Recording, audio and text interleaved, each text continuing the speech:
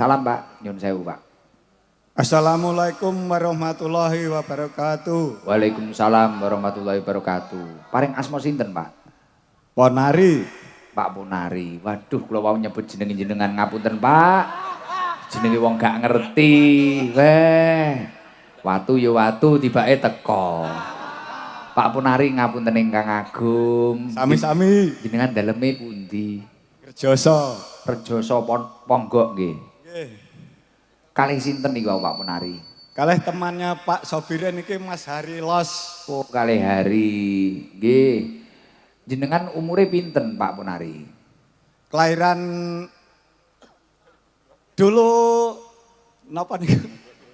Gunung Kelut Meledos. Ah, nggih niku Rebo Wage. Wah. Iki angel iki. Iki nek Mas Heri iso ngitung duwite dibalekne ning Mas Heri ae ya. Piro iki budrekne petugas iki ya Rebo Kak Wage nek margane Senen Pon. Danu Rebo Kliwon.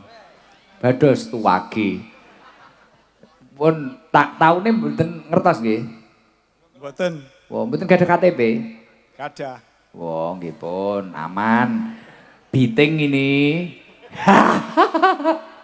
Nggih, ya Allah, alhamdulillah. Pak Ponari, derek pengawasan ST pun dangu. Ping pinten Pak Ren? Pun dangu. Teng Sadeng, lapangan Sadeng. Wah, mulai ini Sadeng sekitar 8 wulan. Nggih. Napa sing diremeni ngenten iki jenengan? Remen pengawasane Gus Kidam kula remen sanget. Napa sing diremeni, Pak? Wong-wong susah kok. Sing diremeni napa nih, Pak? Ngaji teng pundi-pundi niku kok terkenal, ngoten lho. Kula seneng sanget kula. Iki polos Mas Heri iki. Sing dijawab apa eneke terkenal. Oh ngono. Nggih. Nyun ngapunten nek jenengan saged Pancasila kanthi sae dalu niki angsal 1 juta.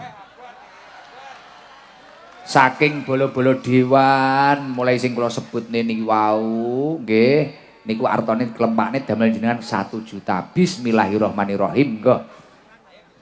Ngapunten Pak, ngapunten Kang kathah Gus nggih. Nggih. Masalah sekolah kula belas kalih ibu kula mboten di sekolahne. Dados kula mboten sekolah saestu. Iki lho Pak, pentinge akhlak. Nek wong kuwi diperintah tapi kok duwe akhlak sing apik. Sing merintah iki lho trenyuh dhewe. Ngapunten, kula niki mboten sekolah. Nggih, mboten. Rasane pengen ngekeki 2 juta ora usah dikongkon nyapa-nyapa. Mulakno ngaji ni mang akhlak, mulakno jenengan akhlake sing apik. Dadi omong sing apik, mulakno tenan, aja nesu tenan nek sing ngelokne awake dhewe gak sida nesu aku mang. Wis ngoten Pak. Gus, Napa? nuwun sewu nggih. Piye? Kula pengen napa niku? Piye? Ngejak adik-adik niku lho. Ngejak pujian ndekne subuh niku lho, Gus. Nggih. Napa? Dredeg kau. Ngeten. Nggih, bahaya iki. Remen to pujian subuh niku nggih. Heeh, nggih. Piye?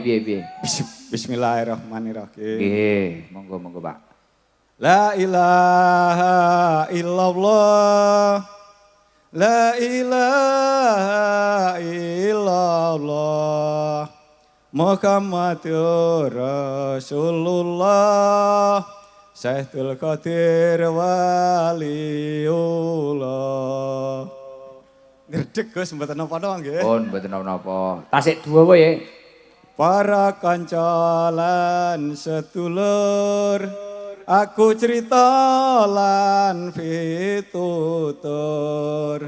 Waktu subuh, waktu tafakur, aja enak-enak ngorok neng dhuwur kasur. Cocok. Kapan-kapan lagunya dinyanyikan Mbak Woraja itu. Liriknya itu. Lanjut nggih. Oh iya wis titik engkas ya aja suwi-suwi. Ngeling ana siksane kubur, banget lara ra kena diukur. Awak ijen ra ana batur, kejaba ngamal soleh laku kang jujur. Masya Allah luar biasa. langsung gak apal Pancasila entuk syafaat 1 juta iki. Wes dihitung nih uang dari teman-teman. Nuwun sewu malih Gus nggih. Beh, Niki dredeg aku. Ngene iki masamu wis grogi ae dhewe. Kono Niki- menang umur kok. niki Kono wis kula- tau nom kene rong tau tuwek. Kula niki ngredeg lho Gus. Disambung benjing malih. Lah wis ngono ae aku malah tenang. Aku imang yo dredeg tenan wis khawatir aku. Khawatir tenan aku. Moro-moro ngapunten nggih Gus. Nuwalke nae nggo 1 2 3 4 5 6 7 8 9 10. Oke, 1 juta Pak Banser tolong diaturkan Pak Ponari. Agar merata kita cari yang perempuan. Selak ngantuk no mboten? Ngapunten ingkang agung Abah Fahim nyuwun sewu. Matur nuwun Gus, sedaya mawon kula matur Nggih. suwun sanget. Mugi-mugi barokah. Amin. Daripada ngorok ning ndur kasur nggih wong-wong. Sesuk kuwi ujiane pondoke dhewe kuwi dol, sesuk dol. Wis subuh. Sing pundi teh Pak Heri? Pundi Pak Sarmuji?